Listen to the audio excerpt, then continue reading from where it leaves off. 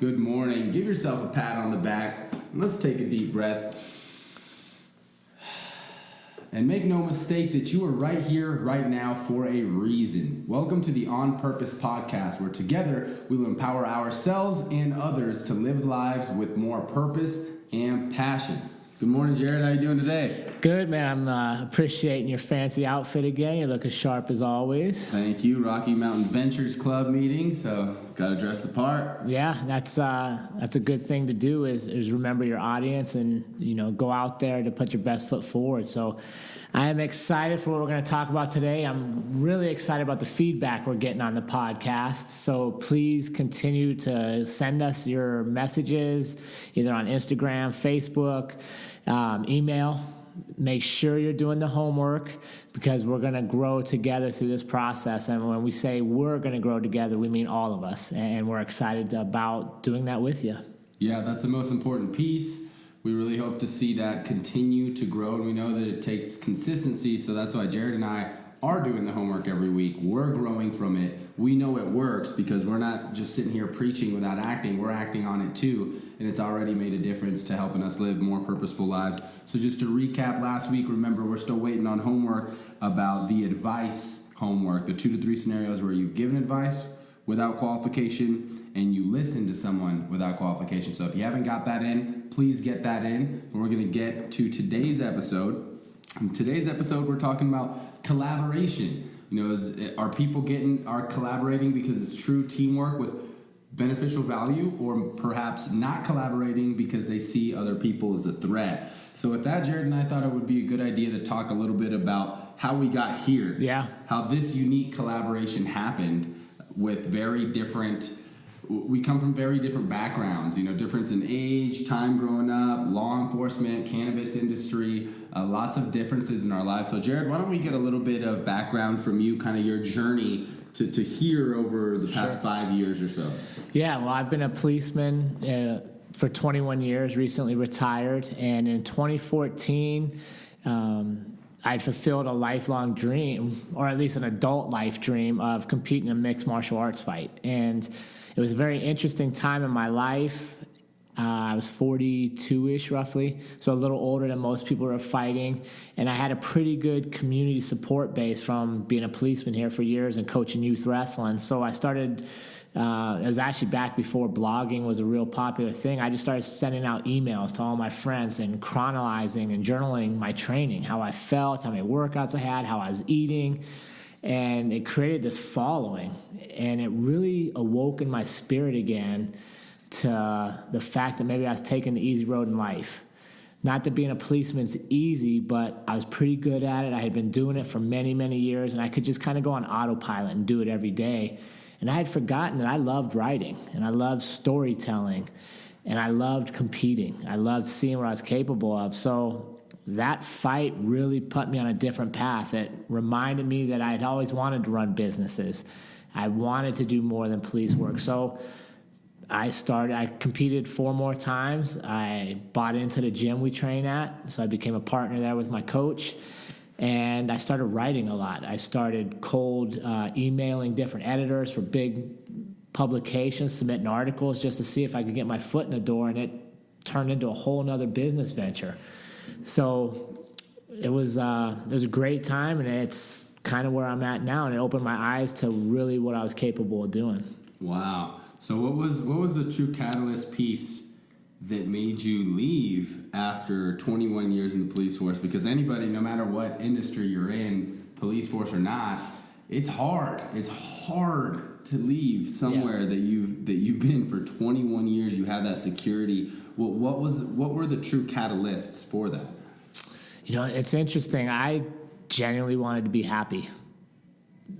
And that's just the truth. I was willing to forego some financial security. Thankfully, my wife, she's an angel, and she believes in me all the time, that we were capable of just doing more. We were capable of building all of our businesses and really creating impact and value for people that I was limited to reaching with a full-time job. So we had some money saved up, and we decided it's either now or never. And there's an interesting quote. I was talking about this at the gym last night, that true hell is when you die and you meet the person you could have been. Right? I forget who said it. It's been said multiple times, and that always weighs on me. And I didn't want to have regrets. So I knew taking risks. People thought I was crazy to do it now. I'm young. I could easily pad my retirement and have health insurance forever, blah, blah, blah. And I'd have regret. And I didn't want to have regret. So that brought me to buying into the gym, coaching a lot of people there, developing my own curriculums, and really believing that I'm capable of great things in the world. That's awesome. So how about you? How did you get to cannabis in Colorado? Well, to summarize a long story, I knew from a very early age that I wanted to be an entrepreneur. And the real catalyst for that was in middle school, we had an entrepreneur competition for the whole district, and my team won that whole thing. So I was like, oh, this entrepreneur, I remember getting a $100 bill in middle school. I was like, oh my God. I thought I was so rich because we did that thing, and it was a simple concept. I don't know if all our listeners remember Blockbuster, Hollywood Video. You used to rent the video games, and we would go to these arcades as a kid, and they never had the new video games that you could rent on the home consoles. So what we did was we brought TVs, and I remember my mom's like, y'all are crazy, my friends and I we were putting like 2 TVs in the back in our whatever we were playing, probably like GameCube or N64 games and stuff. And we took them to the mall, and we had a little arcade with all the new games that you could go rent, and people loved it. So we won that, and from a very young age, I was like, all right, I'm going to be an entrepreneur, and I had parents that were entrepreneurs. So I went to college with that same mentality. I was like, I'm going to get the highest paying job that I can so I can work a couple years and then start my own thing. So that's why I went into oil and gas. And I was fortunate to get some high paying jobs out of college, really busted my ass there, worked really well, and I was able to switch to a company that had a Denver office after about working for that first company for a year. So I knew that cannabis was about to legalize in Colorado. I'd been seeing it all over the news. The first state is about to legalize recreational marijuana. It was a big deal at the time, 2014. So I bugged my CEO, I put a little seed in his ear and told him, hey, you want to grow the Denver office? I'm your guy. You let me know. I have no attachments, blah, blah. Finally, one day, he's like, Ali, come over here. Took me in his office and he's like, you ready to go to Denver?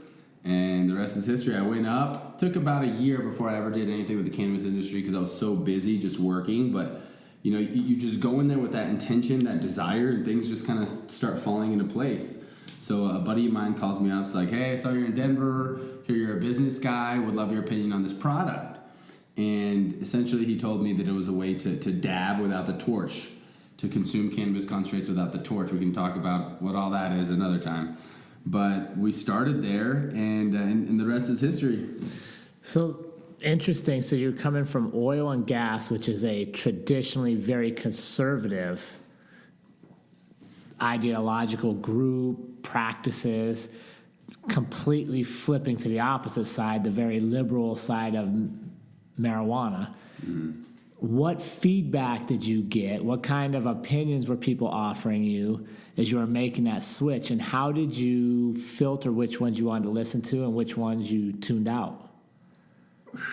I tuned out a lot, because it was mostly negative. As I've said in previous podcasts, I came from not only a very conservative industry, but 2 conservative cultures and religions in my family, Muslim and Catholic. So my parents were not thrilled, to say the least. They were not thrilled with me going into the cannabis industry, especially the fact that they had, they helped pay for a big part of my college. So like, you're throwing away your degree. Like, what are you doing? And they knew that I had saved up quite a bit of money, and I told them, I'm living on my savings. I depleted my savings that I worked hard to save, and went about 7 months, no income. So, when I'm telling my parents this a couple months in, they're like, no, what are you doing? And most people, actually, I didn't get too much feedback from people in oil and gas because I was so scared to tell them what I was doing. Because I already knew, most of the people that I dealt with were 50 plus oil and gas white men from Texas that didn't, I've never even heard them talk about cannabis or marijuana. So a large majority of the feedback was negative, but I was so fixed on the idea that I wanted to go into the cannabis industry and be successful, and that the opportunities were incredible, because this is the start of a multi-billion-dollar industry. And even if I'm not successful in the first 1, 2, 3, 4 years, eventually I will be. And it's just such a huge opportunity. And for me, the goodness aspect of it was I knew that it wasn't only about people getting stoned and people getting high, that it was truly helping a lot of people. In that first year, I attended a few events, and I was like, holy shit, cannabis is saving people's lives. I remember I went to an event called Grow for Vets, and it talked about the opioid crisis, and it's really similar to some of the statistics you talked about how more policemen take their lives, more veterans take their lives or overdose on opioids than anything else when it comes to the death of them. And I remember seeing this man crying. He was talking about how he was addicted to OxyContin, crying about how cannabis saved his life. He's like, if I had never found cannabis, I wouldn't be here today. And there's stories all across the board, and that's just for one type of group. So when I saw that, I was like, all right, this is something good that's helping a lot of people, and I want to be a part of it. And I think you hit on a couple key things there. One, you believed in what you were doing, right? And that's important for us. When we believe in what we're doing, we survive the downtides, right? Because not every day is the best day. When we truly believe, we know we're going to have ups and downs, and we persevere through it because we have the belief. The second thing I think you said that really needs to be stressed to our listeners is you believed and you were patient. You knew it may not be tomorrow or the next day, but you will get there. And you're only going to get there through your hard work. And that's one of the things that attracted me to collaborate with Ollie and Alex is our work ethic. And that's what I kind of want to delve into a little more is we both took risk. We both walked away from comfort. You'd be shocked at how many police people that I interacted with that thought I was absolutely crazy. Some of them were like, oh, dude, you'll be back within a year. This is never going to work. And like in my head, every time they're saying, I'm looking at them and I'm thinking, no way. Like, I'm never coming back. Like, you don't understand how bad I want to do different things. So we faced that. We've overcome that because we truly believe in what we're doing. So I'd be interested in your perspective on how did you decide that this was something that would work for you based on completely different paths that brought us together? This is in the podcast? This podcast, just this relationship in general. Yeah, well, when I first went to the gym, I was really heavy jiu-jitsu. So we met at the gym. So I'm coaching and owning, and you're coming as a paying student, right? And I think where I want a lot of this to go is, how did you determine I wasn't a threat to stopping you from success, but I could be somebody that could help propel you there? You know, it was my personal interactions with you, because I started in jiu-jitsu, which a lot of the jiu-jitsu community likes to smoke weed, you know? And I remember a certain few people that I would roll with would always be like, oh, Jared, you know, he's a cop, kind of thing. Like, don't be talking about that kind of shit, you know? And I guess subconsciously I kind of put up a small barrier because I wasn't training kickboxing with you yet, and I didn't really know you except the other bald kickboxing coach, right? The MMA coach. And it wasn't until I actually started going to kickboxing, and it was I really started to develop my perception of you with the way that you led the practice, and with how you would give really good life lessons at the end. You would give these short speeches at the end, which I really appreciated. And Coach Steve in Jiu-Jitsu has a different type of training where he wouldn't give that. And I really, really appreciated that piece. And that's when I really started to look up to you and respect you more and be like, man, this guy really is giving some value on top of the coaching and martial arts training, but some real life value. And that's when I felt like I could talk to you more. And I don't know if you remember, but there was a couple times where I would come and I think I showed you some hemp flower. Like, would you ever use this? And you're like, I'm good. I'm good with that. And I was like, well, I can give you a sample. You're like, I won't use it. And we're pretty straightforward. So I knew that I could tell just based on that interaction that you weren't that type of person who was like, we can't work together because you're in the cannabis industry. So I believe what happened next is I just wanted to pick your brain and maybe invite you out to lunch, or maybe you invited me out to lunch. We had been talking about it. Yeah, we talked about that, and then for me, where where I knew this was something that would help me, right? Mm-hmm. And I think that's important, right? It's okay to be selfish a little bit, and you want to have relationships that help you, but you also need to equally pour in and make sure you're helping them, right? And that's what we're going to kind of get to as we talk about collaborations versus threats. For me, it was watching you lead other people. And we had a small mentorship group in the Circle of Five. And I'd seen you in the gym, and you almost always go second in the hard drills, which means you hold for the first person and you're encouraging them. And then in the second group, like, you're always trying to motivate your teammates. So I was watching how you interacted with your teammates. I was like, okay, no matter how he makes his money, whether I use cannabis or I don't use cannabis, I like it or I don't like it, he's a dude that is doing the right things within his realm.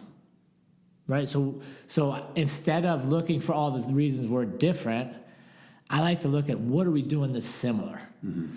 And then I saw you practice it, right? We were on the Circle of Five, a small mentorship group I was leading. And I'll be honest, there were times I didn't have the right answer. There was times I wasn't sure what I was going to say. And I noticed that you always stepped into that void, and you always had a good opinion to help somebody see something in a different light. So, yeah, we went to lunch. Mm-hmm. And I was like, dude, let's do a podcast. Yeah. Right? Like, I think we can help people because we're different, because we're the same. We can help people. Yeah, and I remember feeling just really honored in that moment, because that idea had never crossed my mind. And you're right, now it's coming back to me. It was after Circle of Five. And I remember thinking the same thing too, of like, man, Jared really is on point with a lot of the questions he asks and how he gets people to talk. So it made me want to contribute as well. So when you asked me that, I was like, really? Heck yeah, like, let's do this. So I was really excited and really honored and privileged that you saw we could create something beneficial for people. Yeah, and I think that's the thing, right? We didn't put up barriers and stay focused on why we're different. And we didn't look for reasons why something wouldn't work. And that's what drives me nuts about most of society, is all they want to focus on is why stuff won't work. Mm-hmm. Well, if there's a chance it can work, I want to try it. Mm-hmm. You know, the same with Alex. You know, he's behind the scenes here, but his production's off the charts. He's what makes this thing go. Right? He asked me if I'd do his podcast. I did his podcast, the Journeyman podcast, if you need something else to listen to. And I liked how he asked her questions. I liked how he set up. He was early. He had the room prepared. So I'm like, okay, this is a dude that we can work with. So we have the podcast. We have this idea. Now who puts it together? Well, let's look at Alex. Let's see what we can bring to Alex. Mm-hmm. And I think when people stop putting up their blinders and walking through their daily life, viewing everybody as a threat to their happiness, well, if Ali makes money, I can't make money. There's money for all of us to make. Mm-hmm. And we start to look for how are we in common, and more importantly, how can we use our commonality to make somebody else better? Then you truly have what we're after, which is creating purpose in life. Yeah, and I think one thing you said that reminded me about the ego is that it's really refreshing to speak to someone who doesn't let their ego dominate their thoughts and decisions, right? Because it could have been very easy for you to think things like, oh, well, Ali's my student and this younger person, and just because of all these things, think that there's no value to be gained, right? And even on the flip side, if I had the thought of like, oh, Jared's this cop, he's old, and he's old, he doesn't know technology or whatever to where it wouldn't work, right? And even with Alex too, on the same end, it's kind of saying that the whole same dynamic there, to where you were really the one who was like, nah, we can create something, and I want to add value because I know it'll come back. Yeah. I think when you approach someone like that, like you're saying, even from a selfish standpoint, taking the stance of how can I give value? I do this all the time in business when I'm talking to people. How can I help you? How can I give you value, right? Because even from the selfish standpoint, I know that that's going to come back. And guess what? Even if it doesn't, it helps my reputation because I'm giving value. So with that, it's really important, exactly like you said. Thank you for that coffee refill. That giving value and focusing on that first, how you can give value to others, really just ups the ante and ups the overall value of the entire interaction. Cheers. Yeah. And we are looking for coffee sponsors if anybody's involved, but some amazing. caveats. It has to be fair traded and ethically sourced, right? And it's a side note that coffee is one of the most exploited crops in the world, so we're very conscious on where we spend our money, because having a purposeful life shouldn't just apply to one aspect of your life, but it should kind of permeate everything you do, knowing where your money's spent, knowing where your time's spent, knowing where your value's being created. So we took some risks to get here, and it wasn't the safe route. It wasn't the most traveled route, which is where we want to be, right? The common road is packed with people. Give me that uncommon road. So we took risk. I reached out to Ali, right? Go back and listen to our podcast on being vulnerable. He could have laughed in my face about a podcast and said, dude, nobody's going to listen to you. Instead, he was open. Let's give it a shot, right? What can go wrong if you just try something? Even if it doesn't work, at least you know you tried. Because here's the truth. When you try something and it doesn't work, you make the adjustments, try it again, it's most likely going to work. Or maybe the second time it doesn't work, the third time it works. Look at the history of inventions. It's never the first time it doesn't work. Same thing with your relationships. And I think the big thing is we saw an opportunity to not view each other as threats, but as people that can help us grow and help us move in different ways of life. So, Ali, I'd be curious. Your generation is very easily influenced, I would say, right? Because you have a lot of different, between social media and the news, and it's a lot of, honestly, not good information that's pumped at you. Mm-hmm. How do you determine or how do you filter out who is truly a threat and who's somebody I'm willing to take a risk on? That's a great question. To be honest, I'm still figuring that out. I'm still figuring that out because I have had some really recent experiences to absolutely. where, a wolf in sheep's clothing, someone acting like your friend, and then sometimes it really takes time to see people's true colors. So I don't think that there's one specific way. Yeah. I don't think that there's one specific way. I think that you always have to be aware of what people are saying, right? What are people saying? What words are they using when they communicate? And then when you're being aware of what they say, even more importantly, what do they do? Look at their actions. Are they following through with what they say? Are they consistent with what they say? And do their actions align with that? If that person's always doing what they're saying, then I think you can start to build on that trust. Let me follow up on that. So here's something that's interesting, because this is something that I spend a lot of time thinking about, and here's why. As a policeman, you literally look for the bad in everybody. It's what you get paid to do, right? If there's 100 people at the corner having a good time, my job is not to show up and celebrate with the 100, but to find the one moron who's doing shit he shouldn't be doing. Mm-hmm. I spent the majority of my life looking for the bad in people. And that is heavy, right? You wonder why cops get cynical. Think about that. 10 to 12 hours a day, they literally drive around looking for whoever's doing what they shouldn't be doing. It weighs on your conscience. And I had a kind of an epiphany, a learning moment. I was helping my wife with her business, and we were at a farmer's market. And, we had a booth, and we were talking to people. And at the end of the day, she's like, how did you like that? Because she didn't think it'd be my niche, right? Like, that's not where I expect to see you. And I was like, I loved it. Mm-hmm. She's like, what? I go, yeah, you know why? Because I literally just talked to people with no intention to see what they were doing wrong. Mm. And it's literally a perspective change. So I will tell you, here's my experience. Looking for the wrong in people is not a good way to live, right? It's not it's heavy. It puts all the burden on you. Conversely, if I look to see the good in you and I give you the opportunity, if you do something wrong, Well, that's on you, because at least I gave you the opportunity. Now I can make changes. Like, okay, I'm not going to do business with Billy because Billy's not a man of his word.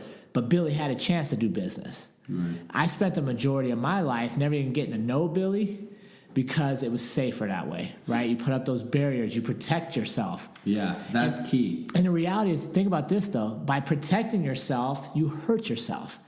Because if I'd have protected myself on the surface, I have nothing to learn from you. You're young, you're in marijuana. Like, we just don't, that's not where I'm at. So if I put up that barrier to protect myself from your ideas, think of all the good things in my life I'm missing now. Right? So you think you protect yourself, but you actually hurt yourself because you limit your information. So for me, it's been a change. In my 20s, probably most of my 30s, I was very protective on who I was going to spend time with, who I was going to let influence me, because I was in that world of day after day, I'm just looking for the wrong. Now, I'm the opposite. I'll let a lot of people in, but then I'm going to do what you said. I'm going to watch your behavior. Do you do what you're supposed to? Cool, then you stay in. If you don't, then we're not doing business. We're not having a relationship. But at least now the weight is on you for how you acted versus me never giving you a chance. Right. No, I love that you said that, versus me never giving you a chance. And I think that you should, and I am that way. I like to give the trust and respect unless it's not earned, right? But I do think that there's one thing to be aware of, and that, again, take an inventory, right?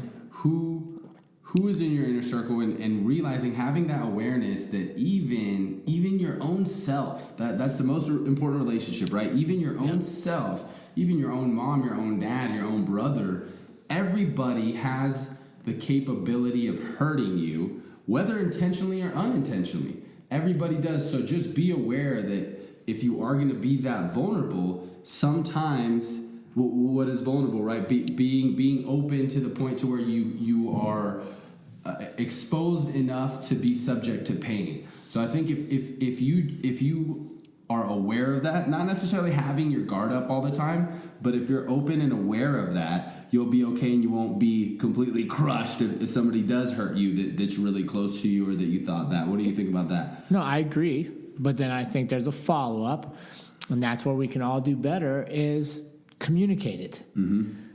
Right? If you hurt me, if you do something that violates what I thought we were supposed to be, how we were treating each other, the business practices, the relationships, I need to tell you. Right? Because so many times that pain, the misunderstanding, you may not even be aware you did it. You may not even be aware you caused it. And a lot of us internalize it, and we think it's our fault this happened, and we run all these fake conversations through our head, and we never really have the conversation with the person responsible or the person involved, so we can't solve it. Right? So yeah, let people in. It's good. Your life is going to be much more fruitful and enjoyable when you're learning from everybody around you, when you're sharing their experiences, versus putting up your barrier and your way is the only way in life.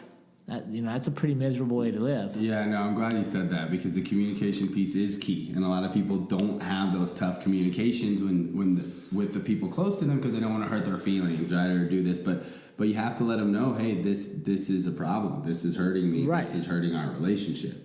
So if you don't have the conversation because you're afraid of hurting my feelings, whose feelings are still hurt? Yours. Yep. And I may not even be aware they're hurt, because every time we're around, you put on this facade that everything's good. Well, if everything's good, then cool, I'm going to keep doing what I'm doing. But if what I'm doing is actually hurting you, but you don't tell me, how the hell would I know to change? Right. Jared, what are the indicators for you that starting a relationship or collaboration with somebody is a good idea, or an indicator that this is too much of a threat, I'm not going to take that on at this time? Yeah, so for me, I start very simple. Do you do what you say you do? Right? You say you're going to be somewhere at a certain time. Are you on time? You're supposed to be there for this activity. Are you there? Are you prepared? Time, to me, and you and I have had this talk before, time is our commodity. Right. And I'm not about wasting it. So if you're going to be late, I'm probably not hanging out with you. I'm sorry, I was a minute late today. Yeah, we were locked out in the cold. Yeah, so to me, I really just look at their actions because it's easy for people to tell you everything, right? They could sell you on everything they want to do. Same thing with you. Like I told you, let's do a podcast. Here's where I see it going. Here's how we get there. Take that leap with me. But now if it comes time and I'm like, let's do it next week. Let's put it off. Us not convenient.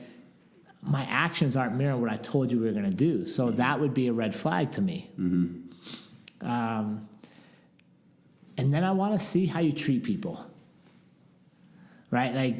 Like both you guys, I knew we could work because I saw how you treated people that had less than you, some that had more than you, some that were better at the certain area, some that weren't as good. You didn't treat the guy that, you didn't treat the black belt a certain way and then shit on the white belts. You were good to all of them.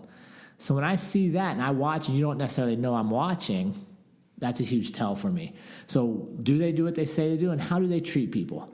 Because even if you make a mistake, right, don't get me wrong, I don't want people to think like, well, they made a mistake, I can't do business. No, I want you to do business with people to make mistakes because mistakes are learning.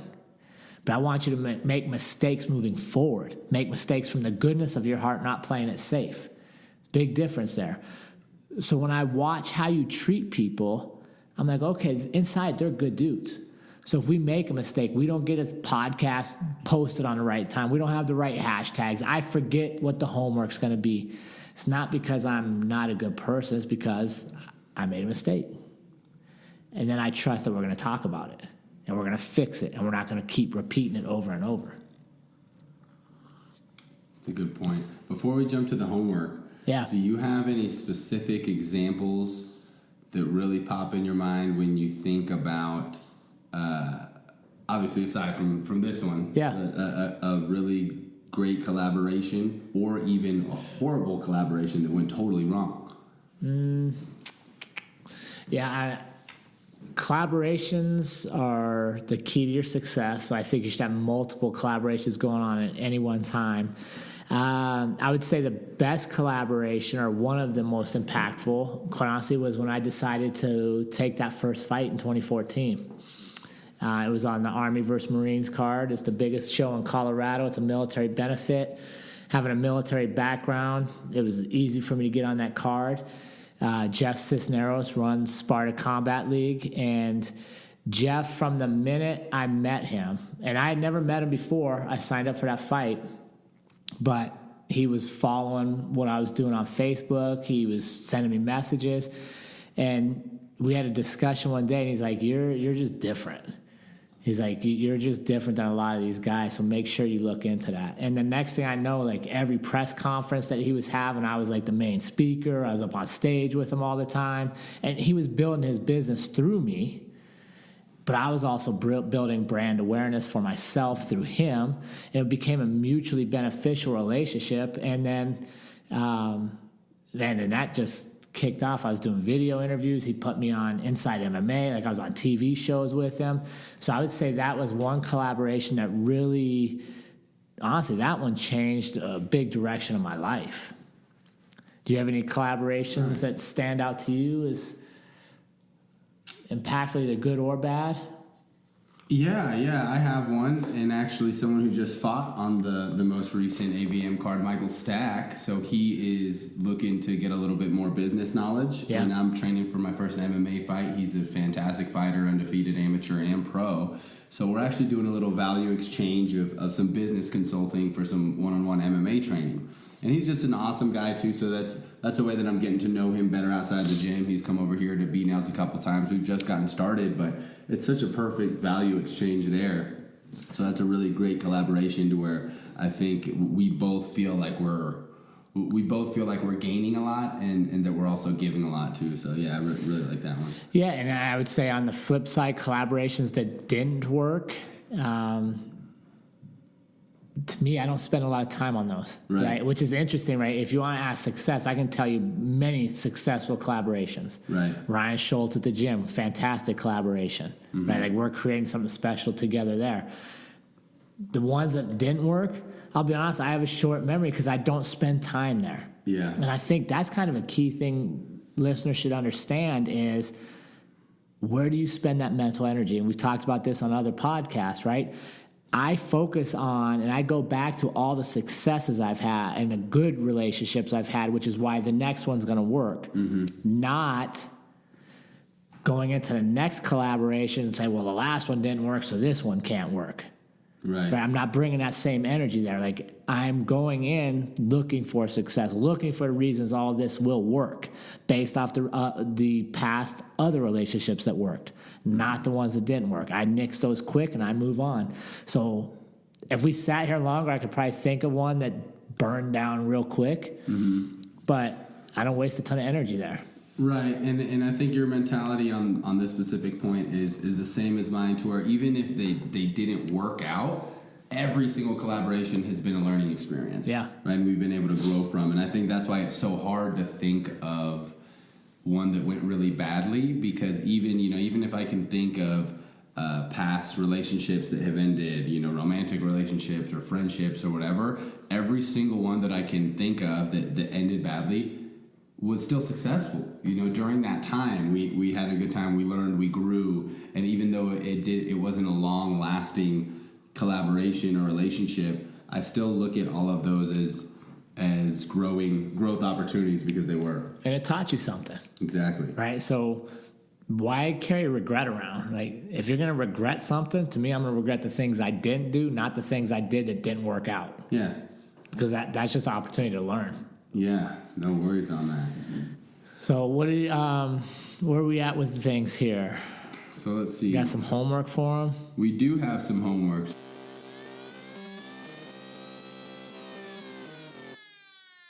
So as usual, 3 steps. The first step is going to be taking inventory of the people in your inner circle who can bring value to you through collaboration. Now, that might be collaboration for your health, collaboration for your business, collaboration in helping the family. But take inventory of people, whatever you're planting in your garden, right? Whatever goals you have. See who in my circle can I collaborate with that I can bring value to, right? Focus on that first. Who can I bring value to through collaboration? Yep. Then the second piece, and this is the most important piece, is set up at least one meeting with one of those people to talk about that collaboration. I mean, kudos to Jared. I'm so glad that he pitched me on this at lunch, because we wouldn't be here right now if he didn't take that step to let me go sit with Ollie and talk to him and put this idea in his head. And he didn't know. I could have been like, nah, dude, I'm out. I don't want to work with you on a podcast. That's a horrible idea. He didn't know, but he set up the meeting and discussed the idea. So that's step 2. And then step 3, report your findings and email us at onpurpose.official@gmail.com. Yeah, let's get on that homework. Let's start growing together, and let's start heading down this path of really creating that purposeful life that we all want to live. So I appreciate you guys being here today. You're looking sharp as always. I hope you, I expect you to crush the next meeting you're headed to. Oh, yeah. It's just how we do it. And I want to remind all of you that life is too short to live any other way than on purpose. So we will see you all next week. This has been the On Purpose Podcast. If you'd like to follow up on this week's action items or give your feedback, please reach us by email, which is in the description below. If you'd like to keep up with Jared or Ollie, check out their Instagram accounts, both of which are in the description below. Thank you all for listening, and we will see you next week.